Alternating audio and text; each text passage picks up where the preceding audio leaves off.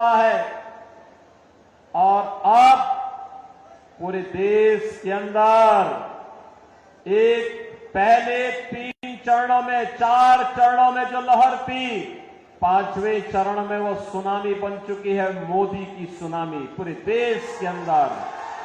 और एक ही स्वर गूंज रहा है, चारों ओर एक ही नारा गूंज रहा है, और वह है कि फिर एक बार,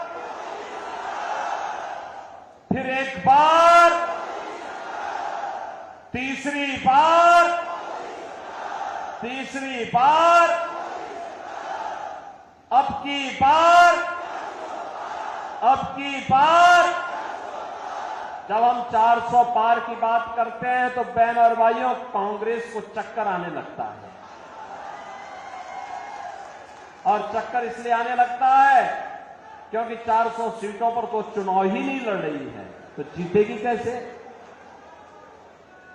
और इसीलिए तो मैं कह रहा हूं, जनता जनार्दन से जवाब देती है। क्या जवाब देती है?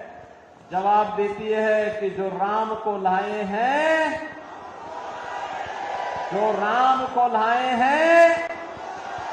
पूरे देश से एक ही आवाज है। और बहनों, और विरासत और विकास की अद्भुत संगम, अयोध्या में रामलला आ गए, और कांग्रेस को तो सत्ता की इतनी जल्दी थी कि करतारपुर साहब को ये भूल गई थी।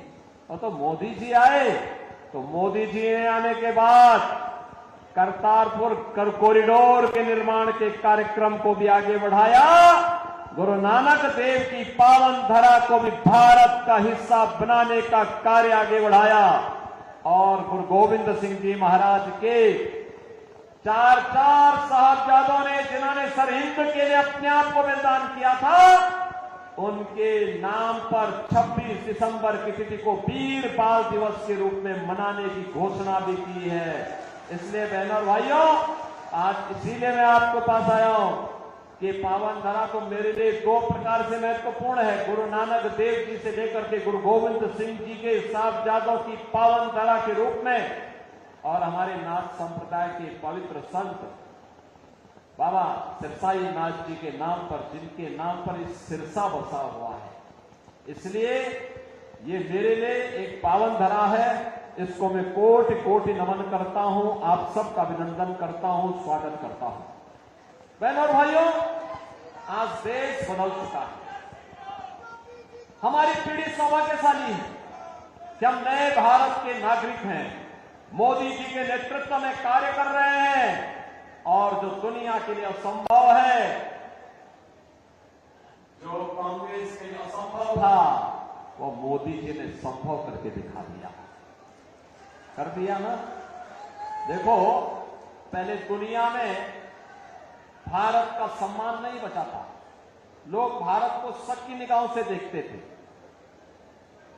पहले दुनिया में भारत के बारे में तमाम प्रकार की चर्चाएं होती थी, हमारी सीमाएं सुरक्षित नहीं थी, दुश्मन भारत की सीमा में घुस जाता था, आतंकी विस्फोट होते थे, जगह जगह विस्फोट होते थे, नक्सलवाद चारों ओर फैला हुआ था, विकास कार्य ठप पड़े थे। जब सुबह उठते थे तो पहला समाचार भ्रष्टाचार का, और सायंकाल होते होते आतंकी वारदात की घटनाएं आने लगती थी, निर्दोष लोग मारे जाते थे, सेना के जवान शहीद होते थे। गरीबों के कल्याण के लिए कोई योजना नहीं थी, कोई गरीब भूख से मरता था, किसान आत्महत्या करता था, दवा के भाव में मरीज दम तोड़ता था, बेटी और व्यापारी सुरक्षित नहीं थी। बहनों और भाइयों, पिछले 10 वर्ष में मोदी जी ने भारत की तस्वीर और तकदीर को बदला है। ये तस्वीर और तकदीर को कैसे बदल दिया है? आज भारत का सम्मान दुनिया में बढ़ा है। दुनिया में कोई संकट आता है, लोग, दुनिया भारत की तरफ देखती है। सीमाएं सुरक्षित हैं, अब कोई दुश्मन भारत की सीमाओं का अतिक्रमण नहीं कर सकता है, क्योंकि नया भारत है। और आतंकी वारदात तो नहीं होती, इस पे नकेल कसा गया, लेकिन अगर पटाखा भी जोर से फट जाए ना, तो सबसे पहले पाकिस्तान सफाई देता है कि नहीं, मैंने नहीं किया है।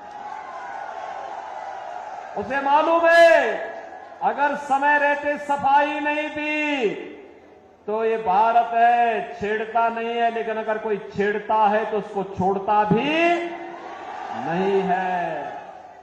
वो भयभीत रहता है। बहनों और भाइयों, भय बिनु होई न प्रीति, ये वही है। जब ताकत होती है ना, तो हर व्यक्ति शांति और सौहार्द के लिए आपके सामने झुकता है। और आज भारत ने दुनिया को एहसास कराया है। विकास के कार्य बड़े बड़े, highway, railway, metro, IIT, IIM, AIIMS, one district one medical college, triple IT, NIT, world class university, और हर व्यक्ति के स्वास्थ्य के लिए हर घर नल और नल में जल की योजना मोदी जी ने पूरे देश के अंदर लागू कर दी। देखो, कांग्रेस के लोग भूखों मरते थे, गरीबों को भूखों मारते थे, उनका रसीद राशन खा जाते थे। और बहनों और भाइयों, भाजपा की सरकार में 80 करोड़ लोगों को फ्री में राशन मिल रहा है। मैं बोलना चाहता हूं, जो लोग पाकिस्तान का राग अलाप रहे हैं, उनको बोलो, 23 से 24 करोड़ की आबादी का पाकिस्तान भूखों मर रहा है। वहां की जनता सड़कों पर है, तोड़फोड़ आगजनी हो रही है, 1 किलो गेहूं के लिए छीना झपटी हो रही है। और मोदी जी के नेतृत्व में भारत ने 10 वर्ष में 25 करोड़ लोगों को गरीबी रेखा से उभारने का काम किया है। 60 करोड़ लोगों को देश के अंदर 5 लाख रुपए का स्वास्थ्य बीमा का कवर मिल रहा है। 50 करोड़ गरीबों के जनधन अकाउंट खुल गए हैं। 12 करोड़ किसानों को किसान सम्मान निधि का लाभ, 12 करोड़ घरों में शौचालय का निर्माण, 10 करोड़ गरीबों को उज्ज्वला योजना का कनेक्शन, और 4 करोड़ गरीबों के मकान बन गए हैं।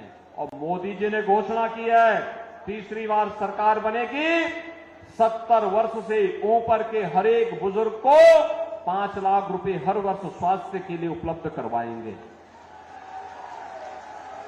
मोदी जी ने घोषणा की है, तीसरी बार सरकार बनते ही जितने बचे हुए गरीब होंगे उनको भी एक एक मकान उपलब्ध करवाएंगे। मोदी जी ने घोषणा की है, तीसरी बार सरकार बनाएंगे, सोलर स्कीम के अंतर्गत हर घर को फ्री में बिजली उपलब्ध करवाने का काम भी करेंगे। बहनों और भाइयों, यहां विकास भी है, गरीब कल्याण भी है, देश की सुरक्षा भी है, आतंकवाद का सफाया भी है, और भारत का सम्मान भी है। और साथ साथ रामलला का भव्य मंदिर के निर्माण का कार्य भी तेजी के साथ आगे बढ़ गया है। रामलला अयोध्या में विराजमान हो गए। बहनों और भाइयों, मैं आपसे पूछना चाहता हूं, मोदी जी ने जो ये किया, इसमें किसी के साथ भेदभाव हुआ है क्या? अरे इसमें तो कोई भी जाति, हर जाति, मत, मजहब, क्षेत्र, भाषा, पूरे देश के 140 करोड़ लोगों को उन्होंने परिवार मान करके दिया। सबका साथ, सबका विकास की बात मोदी जी ने की। और बहनों और भाइयों, एक तरफ सबका साथ और सबके विकास की भाव, सुरक्षा सबको, लेकिन तुष्टीकरण किसी का नहीं। हमने तुष्टीकरण नहीं, संतुष्टीकरण पर ध्यान दिया। और दूसरी तरफ इंडी गठबंधन में कांग्रेस और उसके सहयोगी दल हैं, सुबह से लेकर शाम तक एक नया झूठ और एक नई अफवाह फैलाते हैं। जब सत्ता में थे तब कुछ नहीं किया, तब हिंदुओं की भावनाओं के साथ खिलवाड़ किया। तो उस समय लोग क्या कहते थे? कहते थे हिंदुस्तान के संसाधनों पर पहला अधिकार मुसलमान का है। अरे कहां हमारा हिंदू जाएगा, कहां हमारा दलित जाएगा, कहां पिछड़ा जाएगा, कहां अन्य गरीब जाएगा, कहां महिलाएं जाएंगी? और ये राग अलापते थे वही। और आज बहनों और भाइयों, इनके अंदर एक और भूत सवार हो गया है। कांग्रेस ने अपने घोषणा पत्र में इतनी खतरनाक घोषणा कर दी है, अब कहती है कि कांग्रेस सत्ता में आई तो सत्ता में आने के बाद गरीबी हटाने के लिए देश के हर नागरिक की संपत्ति का सर्वे करवाएगी। सर्वे करा करके वरासत टैक्स लगाएगी। वरासत टैक्स का मतलब आपके बाप की, आपके दादा की, आपके ग्रैंडफादर, आपके फादर, जिसकी भी प्रॉपर्टी आपको मिली होगी, उस प्रॉपर्टी में से आधी प्रॉपर्टी कांग्रेस के लोग ले लेंगे और फिर इस प्रॉपर्टी को वह मुसलमानों को बांट देंगे। क्या आप इसको स्वीकार करेंगे? क्या आप इसको स्वीकार करेंगे? क्या आप पाकिस्तानियों को और मुसलमानों को अपनी संपत्ति पे कब्जा करने देंगे? क्या? अरे हरगिज नहीं। भारतीय जनता पार्टी इनको ये मौका ही नहीं आने देगी। और ये तो बात की बात आएगी सत्ता में। रामलला के कारण इनको अब किसी भी जन्म में सत्ता नहीं मिलने वाली है, कभी नहीं मिलने वाली है, क्योंकि ये चुनाव तो राम भक्तों, रामद्रोहियों के बीच में हो गया है। ये तो रामद्रोही हैं, हमेशा राम का विरोध किए हैं, भारत की विरासत का विरोध किए हैं। इनको सत्ता कभी नहीं मिल सकती है। और यही कहने के लिए आज मैं आपके पास आया हूं। बहन और भाइयों, आपने औरंगजेब का नाम सुना हो ना? ये मुगलों में सबसे क्रूर बादशाह था। औरंगजेब, कोई मुसलमान भी अपने पुत्र का नाम औरंगजेब नहीं रखता, मालूम है ना आपको? इसलिए नहीं रखता, औरंगजेब ने सत्ता के लिए पहले अपने भाई की हत्या की और फिर अपने बाप को भी जेल भेज दिया। बाप उसका पानी के लिए तरसते तरसते मर गया। वह औरंगजेब था। और अब औरंगजेब की आत्मा कांग्रेस के अंदर घुस गई है, इसीलिए वह विरासत टैक्स के नाम पर जजिया कर आप पे लगा रही है। ये जजिया कर औरंगजेब ने ही भारत में लगाया था। कहा था कि या तो जजिया कर दो और नहीं तो मुसलमान बनो, और कांग्रेस भी यही करना चाहती है। क्या आप इसको स्वीकार करेंगे? क्या आप इसको स्वीकार करेंगे? क्या हम भारत को विभाजन की ओर ले जाएंगे? क्या? अरे राम जन्मभूमि का जो पुण्य आपके साथ जुड़ा हुआ है, आप भी कह सकते हैं, सिरसावासी भी कह सकते हैं कि हमने तो यहां से कमल खिलाने का काम पिछली बार भी किया था। श्रीमती सुनीता दुग्गल को चुनाव जिता करके भेजा था, मोदी जी को प्रधानमंत्री हमने बनाया था। मोदी जी प्रधानमंत्री बने तब अयोध्या में राम मंदिर के निर्माण का मार्ग प्रशस्त हुआ। ये श्रेय तो आपके ऊपर गया। नेतृत्व तो मोदी जी का है, लेकिन श्रेय तो आपको जाता है। ये पुण्य आपको प्राप्त हुआ है, ये पुण्य आपके साथ जुड़ा हुआ है। इस पुण्य से वंचित नहीं होना है। और इसीलिए देश के अंदर जो आवाज आ रही है, वो आवाज यही है, हर जवान से एक ही आवाज है, और वो आवाज है जो राम को लाए हैं,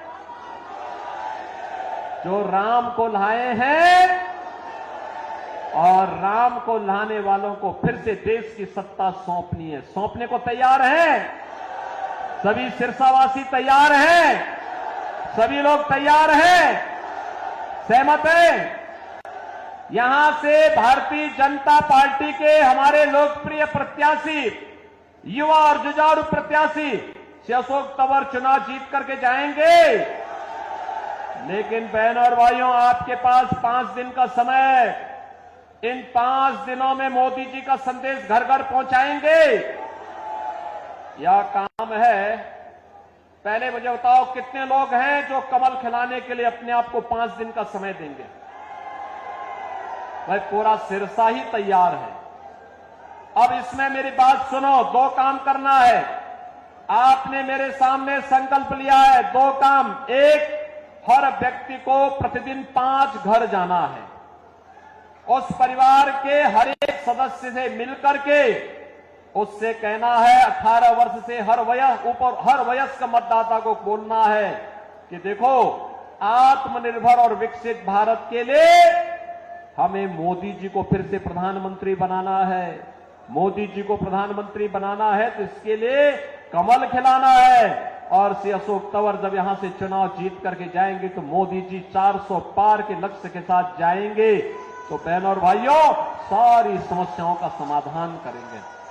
जाएंगे 5 दिन में 25 घर, और चुनाव के दिन उन 25 घरों को मतदान भी कराना है। कराएंगे? सहमत हैं? सभी लोग सहमत हैं? तो फिर मेरे साथ बोलेंगे, भारत माता की, भारत माता की, भारत माता की जय श्री राम, जय जय श्री राम।